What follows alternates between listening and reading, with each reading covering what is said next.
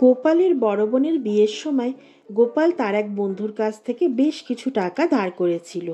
তা অনেক দিন হয়ে গেছে। এক সময় গোপাল শুনেছিল সেই পাওনাদার বন্ধু নাকি চন্দননগর না কোথায় একটা চলে গেছে। সুতরাং গোপাল মনে মনে হাঁপ ছেড়ে বেঁচেছিল। সে ভেবেছিল, যাক, ওখানে গিয়ে নিশ্চয়ই গোপালের কথা ভুলেই গেছে। আর গোপালের কথা ভুলে যাওয়া মানে তো তার ধারের টাকা কড়ির কথাও নিশ্চয়ই বেমালুম ভুলে গেছে। যে বন্ধুকেই মনে রাখতে পারে না, সে আবার বন্ধুর কাছে টাকা পাওনার কথা কি মনে রাখবে। এদিকে গোপাল কিন্তু সত্যি সত্যি বন্ধুর কথা একদমই ভুলে গিয়েছিল। একদিন হঠাৎ সেই বন্ধু গ্রামে ফিরে এলো। ফিরে এসে সে গোপালের বাড়িতে গিয়ে হাজির হলো। কি গোপাল, চিনতে পারছো আমায়? গোপাল তখন বলল, আরে, কত পাল্টে গেছো, চিনতে পারবো না মানে? গোপাল বলল, তা চন্দননগরের জল হাওয়া তো বেশ ভালোই, সেখানে গিয়ে তো তোমাকে বেশ ভালোই দেখাচ্ছে। বন্ধুটি বলল, গোপাল, তুমিও কিন্তু বেশ নধর হয়েছ। শুনলাম তোমার এখন রাজবাড়িতে থাকা খাওয়া সব। ওরা বলে বটে, কিন্তু আমি রাতের বেলা চলে আসি। কারণ কি জানো ভাই, রাজামশাই আমাকে যতই খাতির করুন না কেন, একটা কথা জানবে, মুসলমানের মুরগি পোষা আর রাজার কর্মচারী হয়ে থাকে একই ব্যাপার। তখন সেই বন্ধুটি বলল, কেন ভাই, কীরকম? তখন গোপাল বলল, এই বছর রয়েছি তাতেই দেখছি না কতজন এলো আর কতজন গেল। যখনই যাকে অপছন্দ হয় তখনই তাকে তাড়িয়ে দেয়। সেজন্য সব সময় সতর্ক থাকতে হয়। কখন যে তুমি ভালো থাকবে আর কখন যে তুমি খারাপ হয়ে যাবে কেউ বলতে পারে না। এই বলে গোপাল একটা দীর্ঘশ্বাস ফেলল।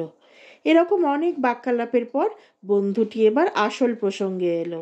তোমার মনে আছে ভাই, সেই যে অনেক দিন আগে আমি তোমায় কিছু টাকা ধার দিয়েছিলাম? গোপাল কিছুতেই আর মনে করতে পারে না। বন্ধুটিও নাছোড়বান্দা, সেও ছাড়বে না, সেও গোপালকে মনে করিয়েই ছাড়বে। বন্ধুটি বলতে থাকলো, ওই যে সেবার গো, যেবার নদীতে কামড় ভেসে এসেছিল, আমরা গ্রাম শুদ্ধ সবাই দেখতে গেছিলাম। তোমার বাবার তখন বড্ড শরীর খারাপ, হাঁপের টান উঠতো, তোমার বাবা কাজে যেতে পারতো না।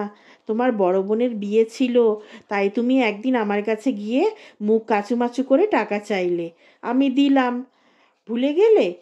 না না, ভুলবো কেন ভাই, এই বলে গোপাল বলল, হ্যাঁ মনে পড়েছে, ভুলিনি।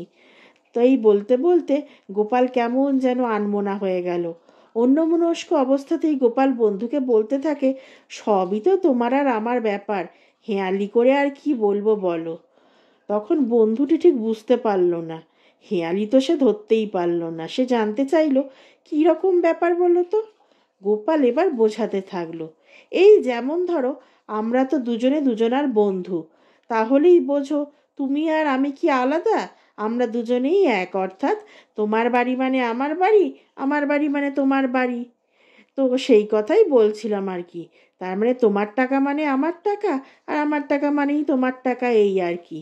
বন্ধু সেদিন যেটুকু বুঝলো তাতে সে স্পষ্ট কথা বুঝলো যে গোপাল ওকে বোকা বানাতে চাইছে।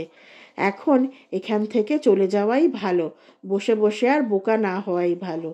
সেই জন্যে সেদিনের মতন সে গোপালকে বলল, আজ ভাই আমি যাই, একটু কাজ রয়েছে আমার, আমি আবার অন্য দিন আসবো।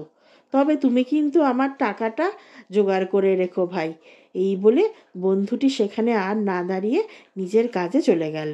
এই ধরনের সুন্দর সুন্দর গল্প শোনার জন্য এখনই আমার চ্যানেলটি সাবস্ক্রাইব করে নিন। আর গল্পটি কেমন লাগলো তা অবশ্যই কমেন্ট করে জানাবেন।